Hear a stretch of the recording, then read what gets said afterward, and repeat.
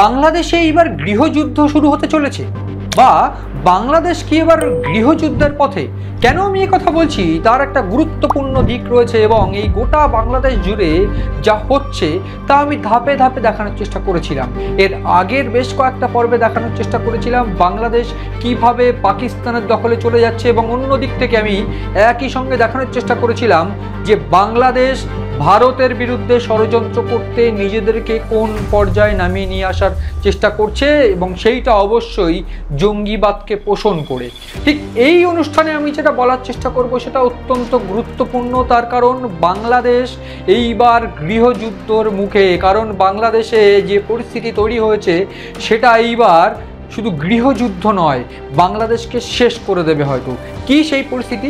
প্রাথমিকভাবে বিএনপি বা এই খালেদা জিয়ার যে দল, সেই দলের সঙ্গে রীতিমতো ইউনূস বা জামাতে ইসলামের সঙ্গে একটা প্রকাণ্ড সংঘাত। সেই সংঘাতের জন্য ইতিমধ্যে এক প্রকার বিএনপির যুগ্ম মহাসচিব এবং মহাসচিব, রীতিমতো যুগ্ম মহাসচিব রুহুল কবির রিজভী এবং মহাসচিব মির্জা ফখরুল আলমগীর, তার মুখে বলতে শোনা গিয়েছে যে বেঈমান ইউনূসের এই সরকার, বা ইউনূস বেঈমান। প্রাথমিকভাবে যে চিত্রটা উঠে আসছিল এক বছর আগে, যে এই বিএনপি বা অন্যান্য দলগুলোর সমর্থনে ইউনূস ক্ষমতায় বসে, কিন্তু তারপর জুলাই সনদকে কেন্দ্র করে যে সংঘাত এবং নির্বাচনকে কেন্দ্র করে যে সংঘাত শুরু হয়েছে, সেইটা কিন্তু একেবারে বেনজির। ঠিক এর মধ্যেই যে বিষয়টা সামনে আসছে, যে নির্বাচন পিছিয়ে যাওয়ার বিষয়, জুলাই সনদ, এই সামগ্রিক বিষয়গুলো নিয়ে কিন্তু ইউনূসের সঙ্গে একটা সংঘাত বিএনপির সাম্প্রতিককালে লেগেই ছিল। ঠিক সেই জন্য বারবার করে ইউনূস কিন্তু একেবারে টার্গেটের মুখে পড়েছে, তারেক রহমান সহ অন্যান্যদের। এক্ষেত্রে কি হয়েছে, কেন আমি বলছি এক প্রকার গৃহযুদ্ধের মুখে বাংলাদেশ, সেটা বলবো। কি সেই প্রাথমিক ভিত্তি?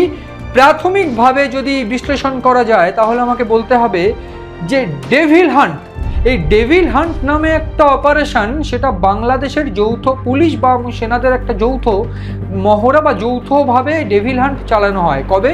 2024-এ এই শেখ হাসিনা পতনের পর আওয়ামী লীগকে দমন করার জন্য।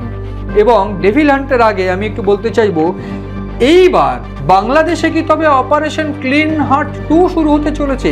অপারেশন ক্লিন হার্ট 2 কি জানেন আপনারা?